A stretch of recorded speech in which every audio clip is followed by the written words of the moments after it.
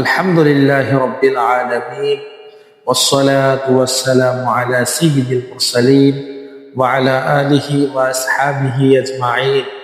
দেশ ও প্রবাসে, কাছে ও দূরে যে যেখান থেকে আমাদের ভিডিও দেখতেছেন, আন্তরিক শুভেচ্ছা জানাচ্ছি আমি রহমতুল্লাহ আজাদি।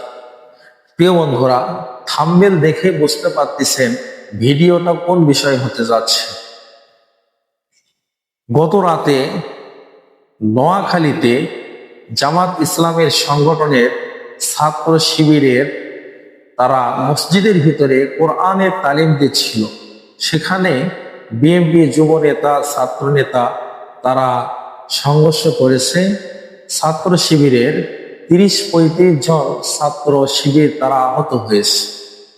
কোরআন যেখানে তালিম দেওয়া হবে, সেখানে যদি আমরা বিগত স্বৈরাচারীর মতন সংঘর্ষ করি, বাধা সৃষ্টি করি, তাহলে এই যে আমরা পাশে যুদ্ধ করলাম, যারা এই 24 জুলাই যোদ্ধা, তাদেরকে এইভাবে যদি আমরা সংঘর্ষ করি, আঘাত দিই, তাহলে এই দেশে আমরা আগামীতে আর কি দেখতে চাচ্ছি।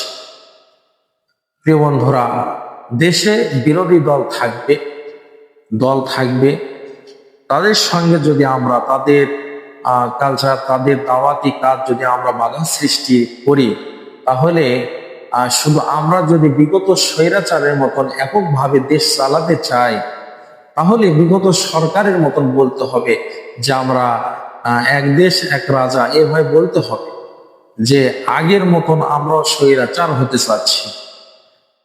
আপনারা যদি এইভাবে বিগত সরকারের মতন স্বৈরাচার হতে চান, স্বৈরাচারের মতন কাজ করতে চান, আবার পুনরায় আবার এই দেশে ওই বিগত যুদ্ধর মতন আবারও একটা যুদ্ধ ঘটবে। প্রিয় বন্ধুরা, দেশের ভিতরে ঐক্য থাকতে হবে। বাহিরের দেশ থেকে যেভাবে চাপ আসতেছে, যেভাবে সমস্যা হচ্ছে, আমরা সবাই অবগত। এইভাবে যদি আমরা নিজেরা নিজেদের মধ্যে যদি ভেজাল করি, তাহলে আমরা এই দেশে টিকতে পারবো না।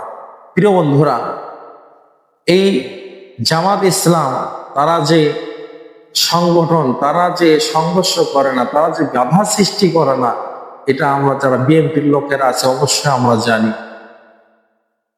প্রিয় বন্ধুরা, আমরা জানার সত্ত্বেও তাদেরকে বাধা সৃষ্টি দিচ্ছি, কেননা সঙ্গে থাকলেই সঙ্গী আর সাথে না থাকলেই জঙ্গি, সে অবস্থা হয়ে গেছে।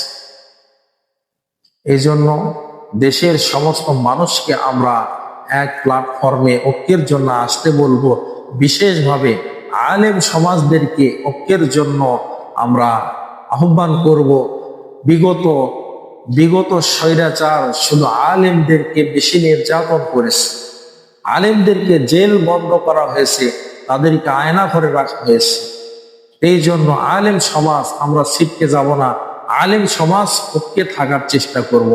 আর আলেম সমাজ যদি আমরা ঐক্যে না থাকি, বিগত যেভাবে স্বৈরাচার আমাদের উপর জুলুম নির্যাতন করেছে, সামনেও এইরকম জুলুম নির্যাতন করবে। এই জন্য আলেম সমাজদেরকে ঐক্য থাকার জন্য আমি বলবো। বিশেষভাবে দেশের মানুষেরা আমরা দেখতেছি বিগত স্বৈরাচার যেভাবে জুলুম নির্যাতন করেছে, এইভাবে যদি একই জুলুম নির্যাতন যদি তারা চালায়, তাহলে আগামীতে আমরা সেইভাবে কাকে দেশে